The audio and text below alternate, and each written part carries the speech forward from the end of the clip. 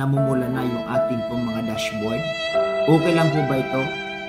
So, ayon sa iba, hindi ko naman sila lahat kinukontra, pero ang totoo, sabi po ng iba, huwag mo daw intindihin ito. Yung pagpula ng dashboard mo, kasi normal lang daw yan ang nangyayari.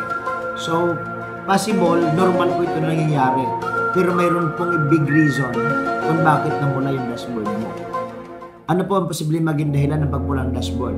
Una, hindi na po naigin mabinta o hindi na po napapanood ng mga viewers mo, ng mga followers mo, yung inyo pong mga video na sinishare. At kaya yan ang dahilan kung bakit bumababa na yung reach, bumababa na yung engagement, bumababa na po yung ating views, at bumababa na rin mga followers natin. Pag bumaba na lahat po yan, yan po yung dahilan kung bakit namumula yung dashboard natin. At kapag lahat yan ay mababa na rin po ang kita natin. So ano pong dahilan bakit bumababa na lahat na yan? Diba? Ano pong dahilan yan? So possible, mayroon tayong nagawa na sa social media natin, sa Facebook natin, na ito po ay nakaka-apekto ng ating pong dashboard. So kaya dapat alaman po natin, pansinin po natin. Kasi pag napabayaan po natin yan, no, na tuloy-tuloy po pumupula yan, so posible rin pong mabagsak ang ating po income. So useless din po yung ating pong kikitain. So kaya anong dapat natin gawin? Kailangan patuloy tayo mas gandahan pa natin yung ating mga video na ito po ay maging engagement, informative, at pagkatapos siguro hanap tayo ng strategy na iba. Kasi nga po, baka yung strategy natin lumuluma na. Kumbaga hindi na nagiging patok sa mga manonood natin. Kaya hindi na sila happy, hindi na sila enjoy, at wala na silang panahon manood sa iyo.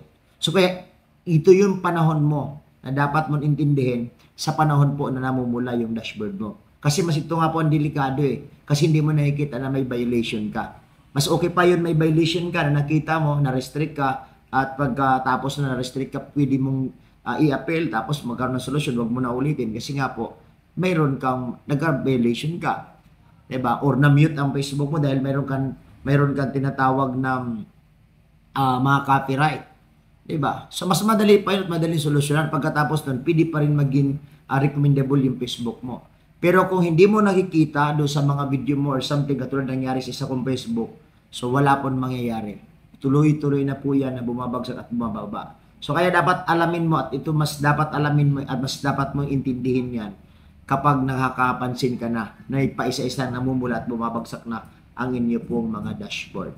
So, kailangan tayo mga kapatid kasi maging aware sa bagay na yan. Kasi yan yung hindi natin napapansin, pero yan na po yung panahon na hindi na rin po tayo kikita kapag yan po lahat ay bumagsak na.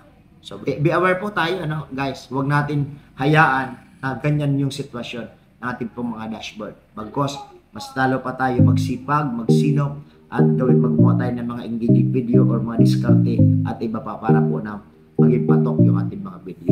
So good luck and God bless. Salamat, sana nagkaroon kayo ng idea sa aking po video. At kung ikaw po ay na-aware nito, please don't forget to share and follow.